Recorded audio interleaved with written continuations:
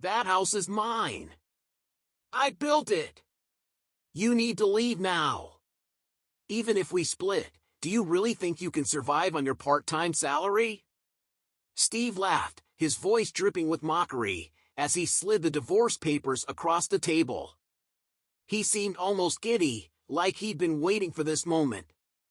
My name is Katie, and I'm 33 years old.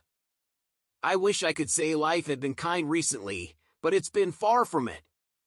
A few months ago, I started a part-time job at a nearby supermarket. It was a small step, but for me, it felt like reclaiming a piece of myself.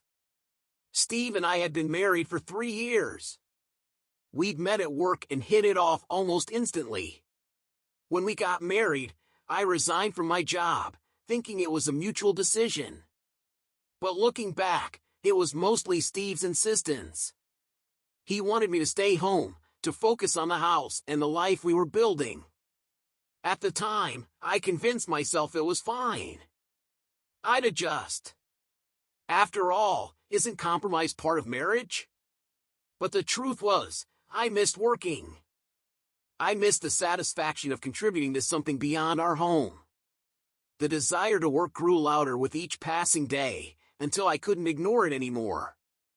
After months of convincing, I finally got Steve to agree to me taking a part-time job. It wasn't much, but it was something. We wanted children. Or at least, I did. But for reasons beyond our control, we hadn't been blessed with any yet. In the meantime, I'd wanted a cat to fill that void, a little companion to bring some joy into our quiet home. Steve hated the idea. He hated cats. So, I let that dream go too. Even after my part-time job started, Steve made it abundantly clear that he wasn't happy about it. His complaints began small but quickly spiraled into daily jabs. You went to your job again today, huh?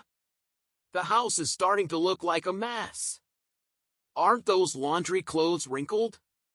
Honestly, Katie, you're not keeping up with the housework at all. That wasn't true. I made sure to clean before heading to work. The laundry was always perfectly folded. What are you talking about? I'd protest. I'm doing everything the same as before. His response was sharp, cutting, dirty. Where are your eyes? And the food, fried chicken again? Can't you make something different for once? It wasn't even true. I didn't make fried chicken that often, and I always tried to be creative with our meals, even with the limited time I had. I worked hard to make your favorite dish, I'd say, trying to remind him of the effort I put in. But it was like throwing water on a raging fire. He doubled down. You don't have time because of your part-time job? Don't act so important just because you've got some small job that barely makes any money. It's shameful to sweat over something so insignificant. Those words stung, deeper than I cared to admit. My job may not have paid much, but it gave me a sense of purpose, of independence. Steve didn't care. He mocked it relentlessly, belittling me every chance he got. One day, we decided to visit Steve's parents. I wasn't thrilled about spending hours in the car with him, but I thought a change of scenery might help. For a moment, I felt hopeful. Maybe this trip would ease the tension between us. When we arrived, Steve's mother greeted us warmly, her smile as welcoming as ever. Dinner was ready, and for a little while, everything felt normal. But that facade shattered when Steve left to play slots, leaving me alone with his mother. As I washed the dishes, her tone shifted, her once friendly demeanor replaced by something sharper. Katie, she began, her words heavy with disapproval, Steve tells me you've been working a part-time job. Why do you need to work when he has such a respectable job? And I hear you've been neglecting the housework because of it. Her words hit me like a punch to the gut. No, I stammered. That's not true. I've been managing everything just fine. Her reaction was swift, her surprise exaggerated. "Oh, is that so? Because Steve says the house is always a mess. He's been so patient, enduring all of this while you've been off playing at your little job." I couldn't believe what I was hearing. "I do take care of the house," I insisted. "I always make sure it's clean before I leave for work." She wasn't listening. "You should quit that job," she declared, as if it were the simplest solution in the world. "No one at that supermarket will miss you. Your real job is to take care of Steve. Don't embarrass yourself as his wife." Her words were a slap in the face. I couldn't believe the audacity, the utter disregard for everything I'd been doing. But what hurt even more was knowing that Steve had been bad-mouthing me behind my back, painting me as some kind of failure. For days, her words and Steve's betrayal lingered in my mind, poisoning every thought. I felt like I was suffocating under the weight of their judgment. But then, out of nowhere, a memory surfaced: my father. Since my mother passed away, my father had been living alone in our family home. It had been too long since I'd visited him, and suddenly, I realized I needed to see him.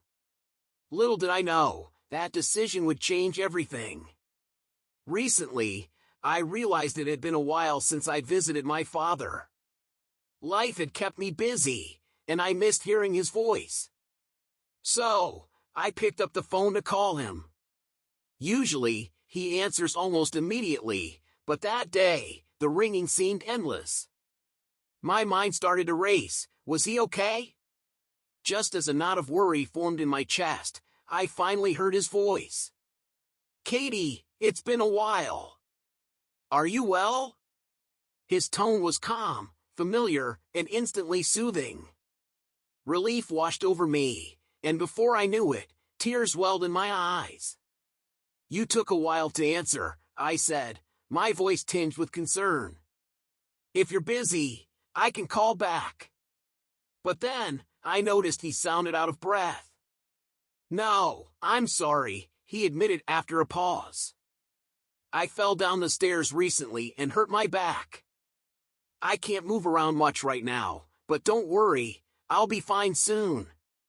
By the way, what's up? Is something wrong?" His words hit me like a cold wind. My father, the man who had always seemed unshakable, had fallen and was hurt. It felt surreal. "No, I'm fine," I reassured him quickly, masking the anxiety swelling in me. "Just take care of yourself and get better. I'll come visit soon, okay?" He tried to reassure me. "I'm okay," he said with his usual resilience. But my mind wouldn't rest. He's getting older, I thought. Injuries don't heal as quickly. And those stairs, so steep, so unforgiving, what if it happens again? What if next time, it's worse? Suddenly, the house that once felt like the safest place in the world seemed full of hazards.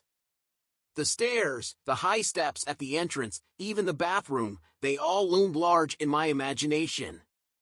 My heart raced with worry, and I realized something had to change. That night, I made a decision. I would build a new home for my father. A safer home. A place where he wouldn't have to worry about stairs or steep steps. I had the means to do it, though it wasn't something I'd ever discussed. Years ago, my grandfather had left me an apartment management business, originally intended for my father. He had transferred it to me for emergencies, urging me to keep it private. The rental income had accumulated over the years, untouched. Now, I knew exactly how to use it.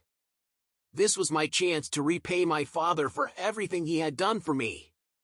The thought of giving him a new home filled me with excitement and purpose. But I couldn't keep this from Steve, my husband. I needed his understanding, and maybe even his support. When I told Steve, I braced myself for resistance. And sure enough, his reaction was cutting. "I see," he said, raising an eyebrow. Makes sense, considering his age. If you think you can manage that as a part-timer, go ahead. Just don't come crying to me when you fail. His words stung, but I swallowed my frustration. Arguing would get us nowhere, and his reluctant approval was all I needed to move forward. I dove into the project, finding a contractor and beginning the process of building the house. Steve, meanwhile, was unusually quiet about the whole thing. At first, I thought it was indifference, but then something shocking happened. One day, I went to the bank to withdraw money for groceries, only to discover that $3,000 had vanished from our account. My heart dropped. Who else could it have been? That night, I confronted Steve. Do you know anything about the $3,000 withdrawn from our account? I asked, trying to keep my voice steady. He didn't even flinch. I gave it to my mother, he said flatly. You're building a house, right? You must have savings somewhere. What's $3,000 to you? I stared at him, stunned. Why would you give her that money? She's not struggling, is she? And even if she were, you should have talked to me first. That's our living expenses, Steve. You can't just. He cut me off, his tone sharp and dismissive. What do you know about my mother? She needed help, and I helped her. Besides, I earn that money, so I can use it how I want. If you have a problem with it, maybe try earning more with your part-time job. His words felt like a slap. For the first time, I questioned whether I could trust him. Was this marriage supposed to feel this way? Instead of bringing us closer, it felt like we were drifting apart. I didn't press him further, fearing another explosive argument. Instead, I focused on finishing the house.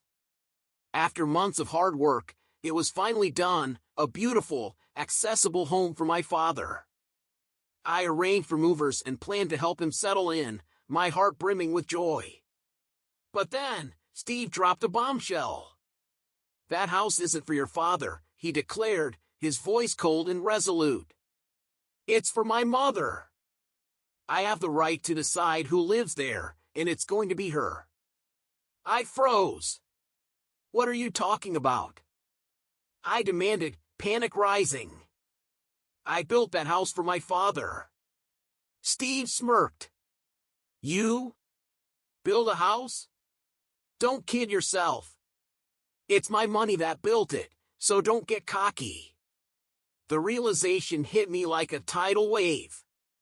He truly believed he had funded the house, even though I had used the inheritance from my grandfather. His earlier acceptance of my plan, had it all been a ruse? I had no choice.